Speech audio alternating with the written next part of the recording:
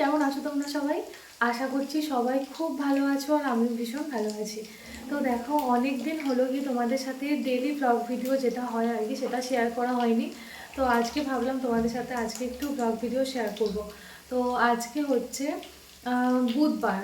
হ্যাঁ, বুধবার সন্ধেবেলা। আর এখন আমি আছি রান্নাঘরে আর রান্না খাবার বানাচ্ছি। তো ভাবলাম কি আজ থেকে ব্লগ ভিডিওটা শুরু করে তোমাদের। আমি এখন আছি রান্নাঘরে আর এই যে দেখো, আমি এখন আছি রান্নাঘরে। আর আজকে সন্ধ্যেবেলা রান্না হচ্ছে চিলি পনির। তো সেটাকেই হচ্ছে রান্না। দেখো, আজকে সকালে এঁচোড় চিংড়ি করেছিলাম। এই যে ভেবেছিলাম হয়তো কি এটাই রাতের খাওয়া হয়ে যাবে, কিন্তু রান্নাটা একদম ঠিকঠাক হয়নি। আসলে এটা ভীষণ মানে ছোট একটা এঁচোড় ছিল, যার জন্য রান্নাটা একদম ঠিকঠাক হয়নি, কীরকম কষা কষা টাইপের লাগছে খেতে। এই জন্য আর খাবো না, এটা রয়ে গেল। আর এই যে রাতের জন্য আবার চিলি পনির বানাচ্ছি। তো যাই হোক, চলো, এখানে পেঁয়াজটা কাটা হয়েছে কিন্তু এটা খোসাগুলো ছাড়ানো হয়নি। এটা ছাড়িয়ে নিয়ে আর ক্যাপসিকামটা বাকি আছে, এটা একটু কেটে নিই।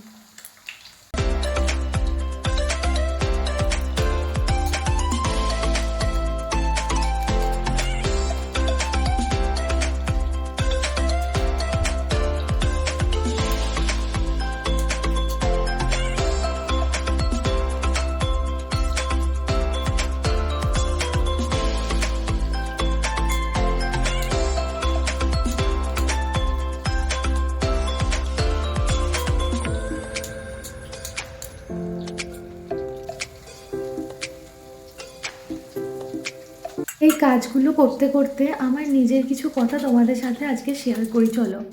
এর আগে কখনো আমি নিজে হাতে রান্না করিনি। দু একবার করেছিলাম শখের বশে, মাকে অনেক রিকোয়েস্ট করে করতে দিয়েছিল। আসলে আমি রান্নাঘরে কাজ করার থেকে কাজ বেশি বাড়াতাম, এই জন্য রান্নার বিষয়ে মা আমার থেকে খুব একটা সাহায্য চাইতো না। আর আমিও সুতরাং রান্না সেজন্য কিছুই শিখতে পারিনি। আর আমার রান্নার প্রতি না একটা ভীষণ ভয় কাজ করতো। আমি কোনোদিন রান্না করতে পারবো এটা কখনো ভাবিনি। তারপর বিয়ে হলো, তখনও একটা ভয় পেতাম যে বিয়ের পর হয়তো আমাকে রান্না করতে হবে। তারপর দেখলাম আমার শাশুড়ি মা আমাকে রান্না করতে দিত না, বলতো আমি রান্না করব, তুমি অন্য কাজ করো। আমি কথা মতো তাই করতাম, রান্না সমস্ত হেল্প করে দিতাম, কিন্তু রান্না করতাম না। এটা শুনে তো ভীষণ খুশি হয়ে গিয়েছিলাম। কিন্তু হলো কি, তারপর বিয়ের 1 মাস পর আমার শাশুড়ি মার একটা অ্যাক্সিডেন্ট হয়, যার জন্য তিনি হসপিটালে বেশ কিছুদিন ভর্তি ছিলেন। তখন তো আর কিছু করার নেই, আমাকেই রান্না করতে হবে। আমি রান্না করতাম, মাকে ফোন করতাম, মা কিছু হেল্প করতো ফোনে। আর এই শুনে শুনে মোটামুটি রান্না করতাম।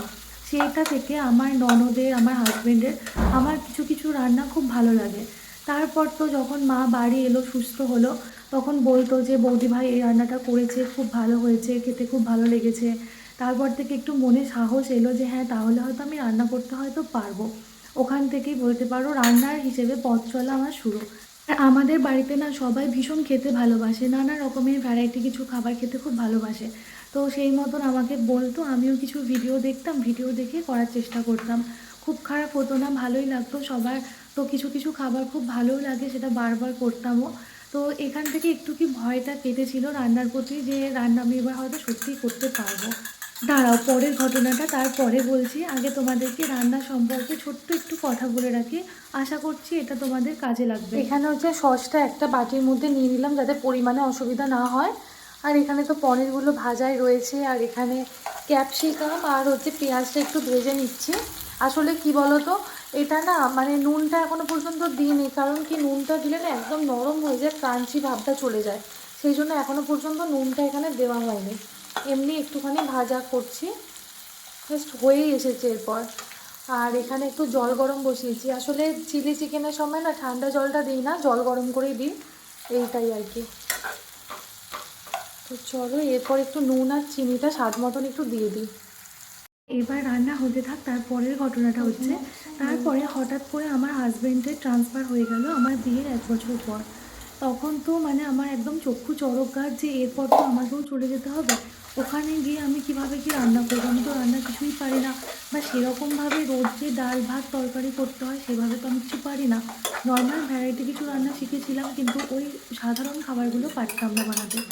তো চলে এলাম এখানে মুঘলসরাইতে। আসার পর আমি প্রথম প্রথম ভীষণ খারাপ রান্না করতাম, তবে আমার হাজব্যান্ডকে এটা বলতে হয়, আমি খারাপ রান্না করতাম, ও কিন্তু কিছু বলতো না, খেয়ে নিত। আমার ভুলগুলো আমাকে বলতো যে এটা ভুল হয়েছে, এটা পরদিন হয়তো এটা এরকম হবে, এরকম হলে বেশি ভালো লাগবে খেতে।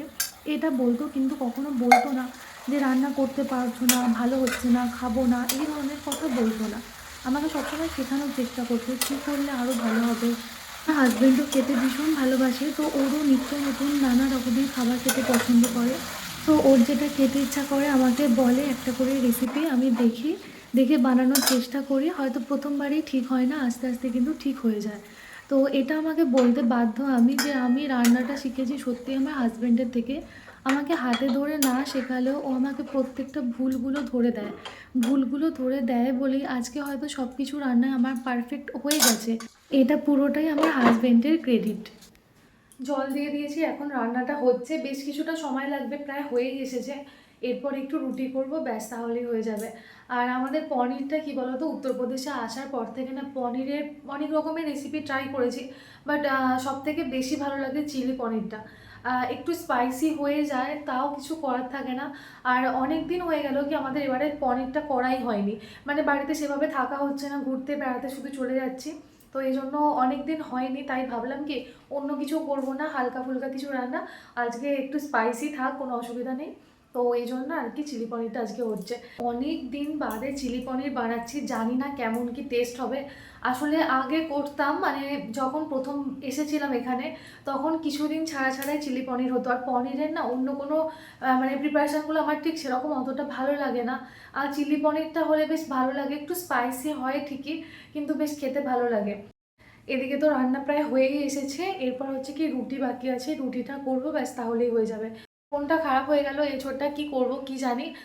অনেকটা হয়ে গিয়েছিল, আসলে ভেবেছিলাম দুবেলা হয়ে যাবে, মানে সকালে আর রাতে। তো সেই ভেবে অনেকটা হয়েছিল, কিন্তু এতটাই বাজে খেতে হয়ে গেছে না। আসলে দোষ কি বলতো, এঁচোড়টা ভীষণ কচি ছিল, একদম ছোট এঁচোড়। তো যার জন্য একটু কষা কষা খেতে লাগছে, একদম ভালো লাগছে না খেতে। তো হয়তো নষ্টই হবে, কি জানি না কতটা কি খেতে পারবো। তো মনটা এই জন্য একটু খারাপ লাগছে। সাধারণত মানে খাবার নষ্ট করতে ভালো লাগে না। তো আজকে তোমাদের সাথে অনেক কথা শেয়ার করে ফেলেছি। তোমাদের সাথে কথা বলতে বলতে আমার কিন্তু এদিকে রান্নাও প্রায় শেষের দিকেই হয়ে এসেছে। আর সত্যি কথা বলতে কি জানো, আমার না একটা ব্যাপার আছে, রান্নাঘরে না আমি একাই পছন্দ করি থাকতে। মানে অনেকে হয় কি যে অনেকে বলে হেল্প করতে বা আরও কেউ থাকলে একটু ভালো হয়, মানে এটা আমার একদম সম্পূর্ণ উল্টো। সমস্ত কাজ রান্নাঘরের আমি একদম একা হাতে করতেই সবথেকে বেশি পছন্দ করি। আমার মনে হয় আমার সাথে যদি কেউ থাকে, আমার মানে সেটা কাজটা ভুল হয়ে যাবার সম্ভাবনা বেশি থাকে। এই জন্য কি একাই আমার রান্নাঘরে থাকতে বেশি ভালো লাগে, একা একাই কাজ করতে ভালো লাগে। তোমাদের কেমন লাগে, একা না আরও কেউ থাকলে ভালো হয়, অবশ্যই কমেন্ট বক্সে কিন্তু জানিও। আর দেখো তোমাদের সাথে কথা বলতে বলতে রান্নাটা একদম শেষ পর্যায়ে। আমি এটা একটুখানি কর্নফ্লাওয়ার দিলাম, কর্নফ্লাওয়ারকে জল দিয়ে মিশিয়ে একটু দিলাম, যাতে একটু থিকনেসটা একটু ঠিকঠাক থাকে, সেই জন্য একদম জল জল মনে না হয় যাতে। তো যাই হোক, রান্না আমার প্রায় একদম শেষের দিকে। আসলে বাড়িতে কখনো এত ভ্যারাইটি খাবার হবে এটা কখনো ভাবিনি। মেনলি লকডাউনের সময় থেকে মানুষজন বাড়িতে এসব খাবার করতে শিখেছে।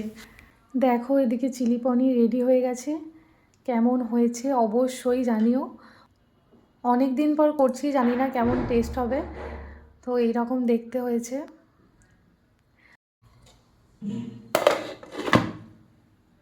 চিলি পনির কমপ্লিট হয়ে গেছে, আর এদিকে আমি আটা মেখেও নিয়েছি, রুটিগুলো হলেই ব্যাস আজকের মতো রান্না কমপ্লিট। তারপর ডিনার করে নেব। আসলে আগে হতো কি অনেকটা রাত করে ফেলতাম খাওয়া দাওয়া করতে, এখন একটু সময়ের মধ্যেই করি। প্রায় 9টা সাড়ে 9টার মধ্যে ডিনারটা করে নেওয়ার চেষ্টা করছি। হ্যাঁ, তোমাদেরকে সব কিছুই যখন বললাম, আরও একটা কথা শেয়ার করি। আমি জানো তো বিয়ের আগে একদম রুটি খেতাম না, আমার রুটিটা একদম ভালো লাগতো না খেতে। বিয়ের পর এসে আমি রুটি খাওয়াটা শিখেছি, মানে শিখেছি বলতে অভ্যাস করতে পেরেছি। মানে সত্যি এখন সত্যি খুব ভালো লাগে। আর সত্যি কিছু কিছু প্রিপারেশান এমন থাকে, সেটা অন্য কিছুর সাথেই ভালো লাগে না, শুধু রুটি ছাড়া ভালোই লাগে না। এই রকম ধরনের খাবার খেতে খেতে এখন রুটি খাওয়াটা শিখেছি। আর এটা সত্যি কথা, আমাদের সারাদিনে একবার রুটি, একবার ভাত, একবার হালকা কিছু খাবার এরকমভাবে খাওয়াটাই ভালো। আর শুধু ভাত মুড়ি এসব না খেয়ে একটা টাইম রুটি খাওয়াটা দরকার ছিল, কিন্তু আমি খেতাম না, আমি একদম খেতে পারতাম না, ভালো লাগতো না খেতে মনে হতো। কিন্তু এখন তো শিখে গেছি, রুটি করতেও পারতাম না সেটাও শিখেছি।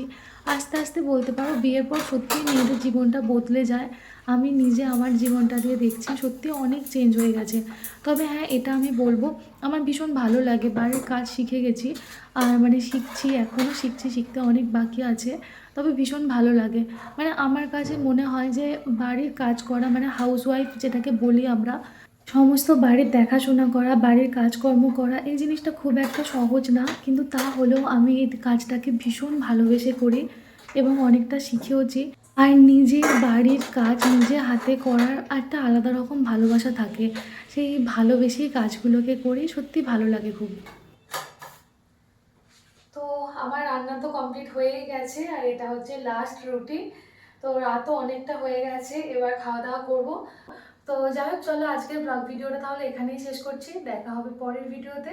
ততক্ষণ পর্যন্ত তোমরা সবাই খুব ভালো থেকো, সুস্থ থেকো আর সাবধানে থেকো। আর আজকের ব্লগ ভিডিওটা কেমন লাগলো অবশ্যই কিন্তু কমেন্ট বক্সে জানাবে। চলো আজকের মতন টাটা।